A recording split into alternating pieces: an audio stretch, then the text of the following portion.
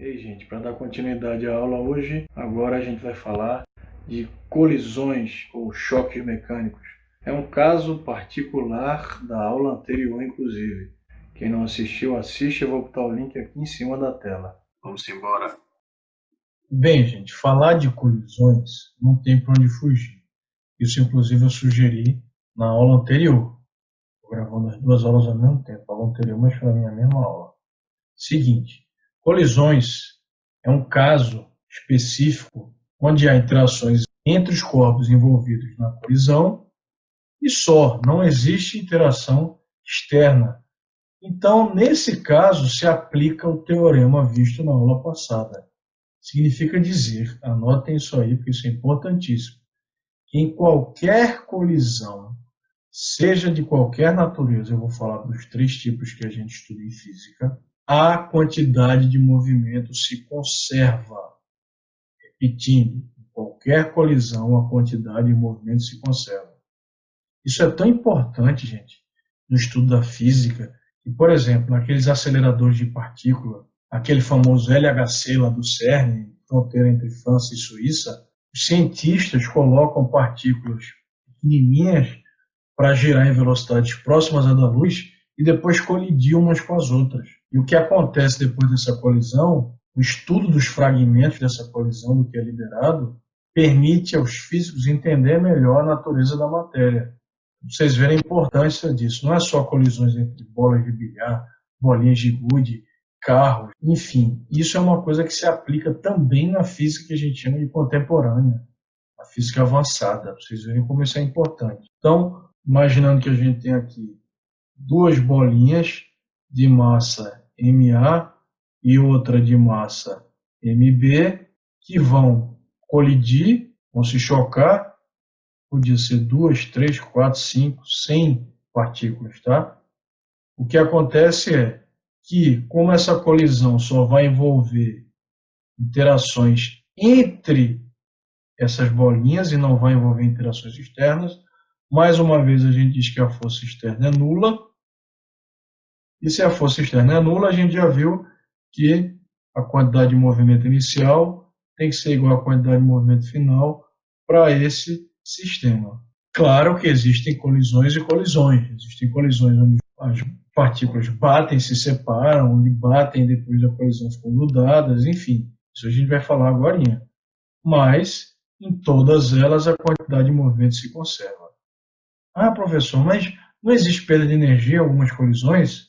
Você mesmo falou, perda de energia, não estou falando de energia. Estou falando de quantidade de movimento. Espero que isso tenha ficado claro para vocês. Se não ficou, rever essa parte aí 10 vezes se for necessário. Volta, rebobina e vê de novo. Rebobina, vê de novo. Rebobina, vê de novo. Rebobina, vê de novo. Rebobina, vê de novo. Rebobina, vê de novo. Rebobina, vê de novo. Enfim.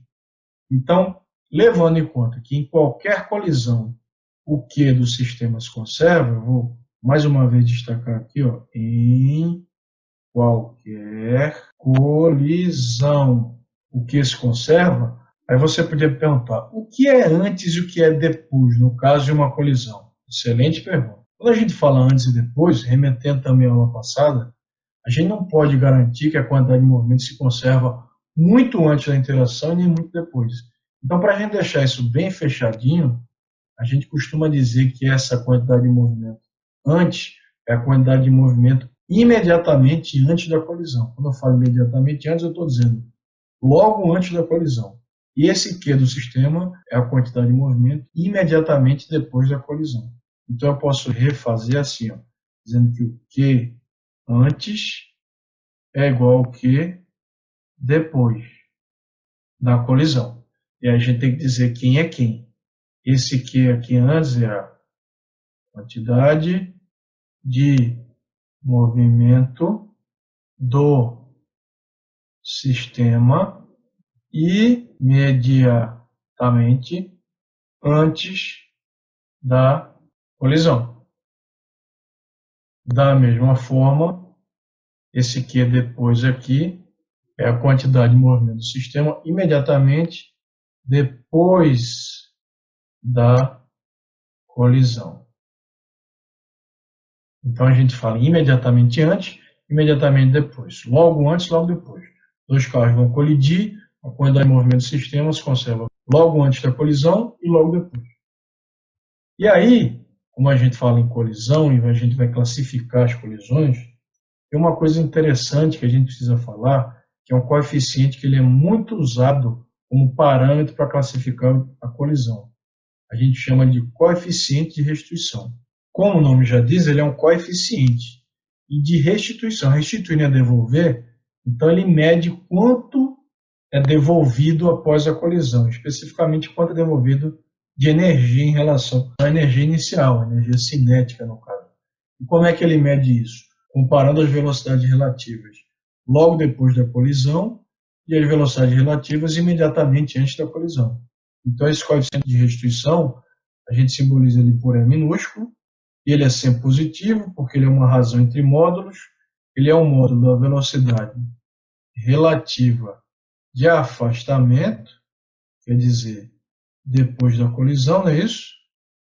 Nem sempre vão se afastar, mas a gente diz que é de afastamento, dividido pelo módulo da velocidade relativa de aproximação, que é justamente antes da colisão. Se eu quiser usar só assim, ó, o E é igual a razão do módulo da velocidade relativa de afastamento dividido pelo módulo da velocidade relativa de aproximação. Então, lembrando que isso aqui é afastamento depois do choque, aproximação antes do choque. Quando eu falo depois e antes, lembra que é imediatamente depois e imediatamente antes. Como isso aqui é em módulo, significa dizer que isso aqui vai ser sempre positivo. E como isso aqui é uma razão entre velocidades, mesmo que relativas, velocidade com velocidade, unidades vão cortar, o E não tem unidade. É uma grandeza adimensional. Agora eu falei em velocidade relativa. Vocês lembram como é que se calcula a velocidade relativa? Bom, por definição, a velocidade relativa de A em relação a B é VA menos VB. Isso é a definição. Mas existe uma regra prática que a gente usa em física para facilitar a vida dos estudantes, que é o seguinte: se os corpos estão indo no mesmo sentido,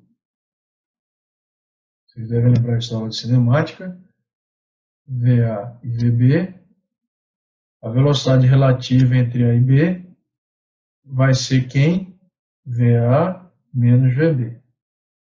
Normalmente, para dar positivo, você subtrai a maior da menor. E, como regra prática, se dois móveis estão indo um ao encontro do outro,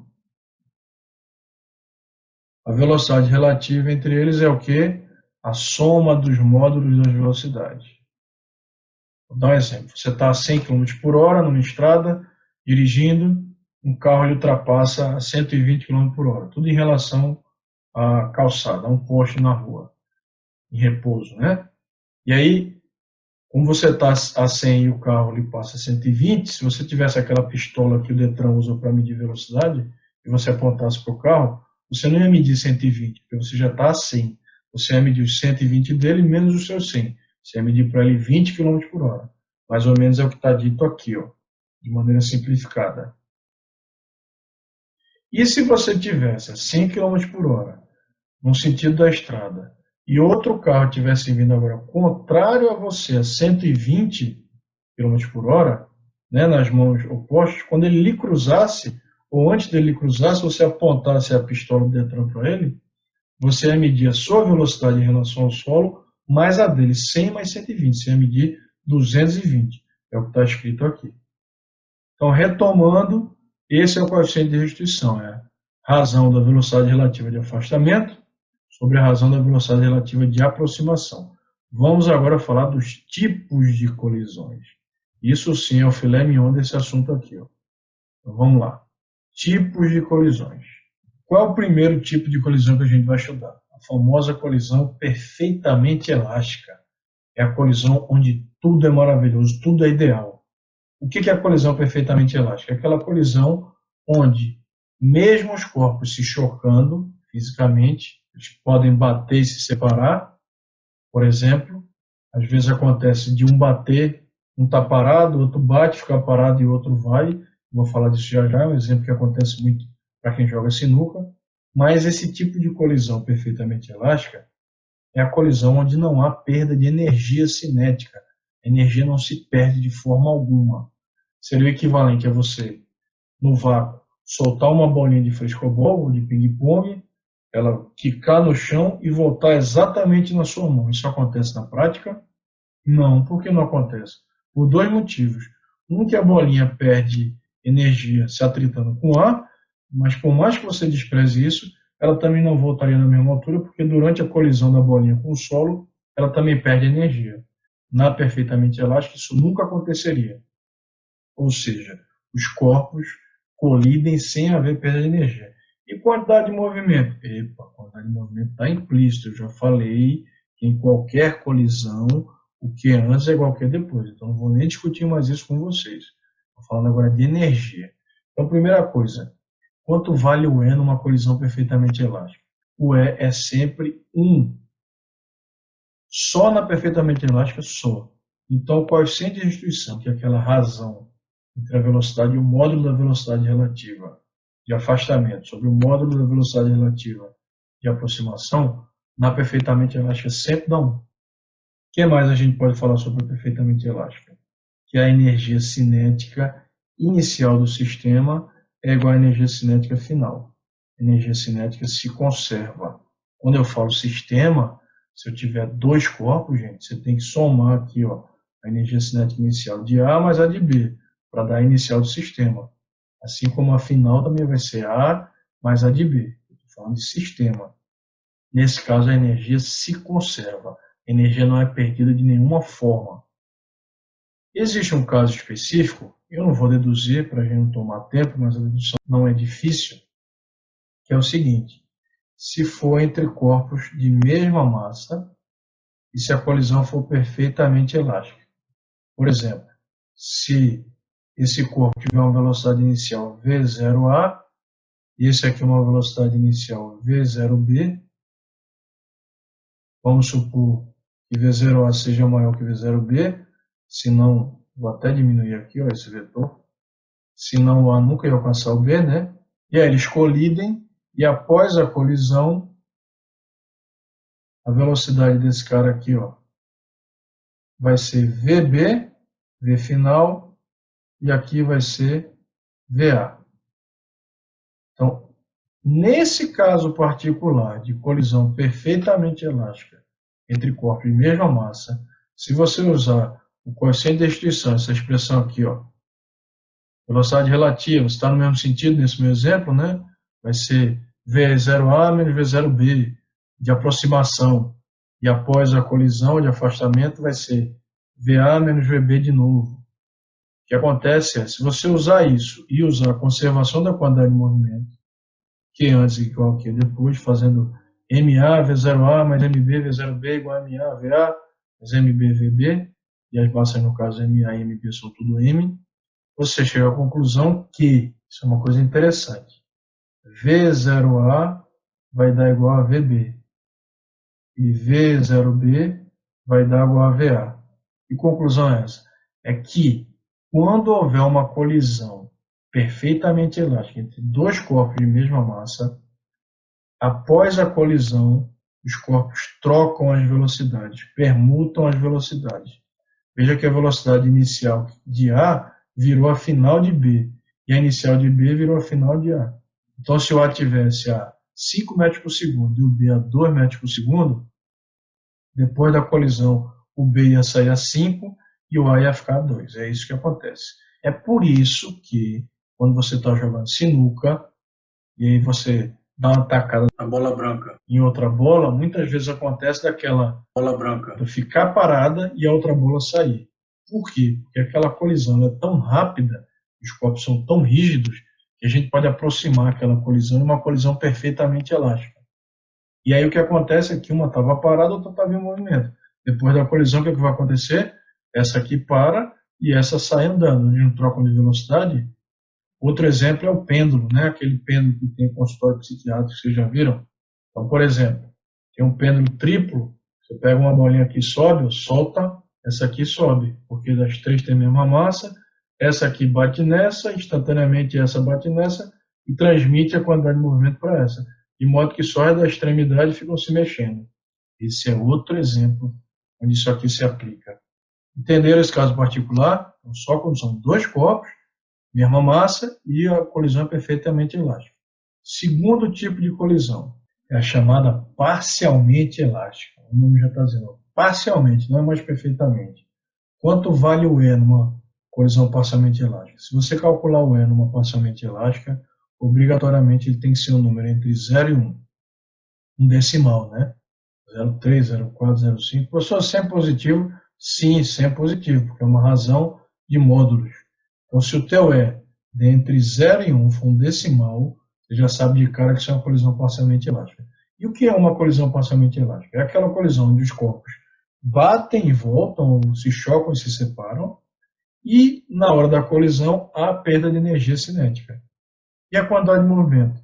Não vou mais falar, quer dizer, eu vou falar. A quantidade de movimento sempre se conserva, vocês já sabem disso. Mas a energia cinética, nesse caso, não. Então quer dizer que há perda de energia cinética? Sim. A parcialmente elástica, sim. Então a energia cinética inicial do sistema é maior que a energia cinética final. Por que isso acontece? Que parte da energia vai ser perdida para outro tipo de energia. Calor, por exemplo. Claro que na natureza real, grande parte das colisões são parcialmente elásticas. É a história da bolinha, se você solta, ela quica no chão, volta numa altura mais baixa. Por quê? Mesmo que seja num vácuo, mesmo que não tenha atrito. Por quê? Porque a perda aqui foi na hora da colisão. Um pêndulo, né? Quando você solta, ele bate, ele não vai voltar exatamente na mesma altura. Quando ele bate, ele volta numa altura menorzinha, até que uma hora ele vai parar, porque essas colisões são parcialmente elásticas também. Todas essas colisões onde há perda de energia parcial, mas o sistema ainda continua se movimentando, são parcialmente elásticas. Então, esses exemplos são muitos que a gente pode dizer. Então, quando vocês estiverem resolvendo, e vocês aplicarem a quantidade de movimento aqui, a conservação, né, a quantidade de movimento, esse teorema aqui, ó, eu falei logo no começo da aula, vocês vão ver que, usando lá massas e velocidades iniciais e finais, aí de quantos corpos quer que estejam envolvidos nesses problemas, vocês vão ver que se você calcular o E, que é a razão da velocidade relativa depois da colisão sobre a antes da colisão, ele sempre vai dar um decimal. Isso, inclusive, é uma maneira de você sair do problema sabendo que acertou.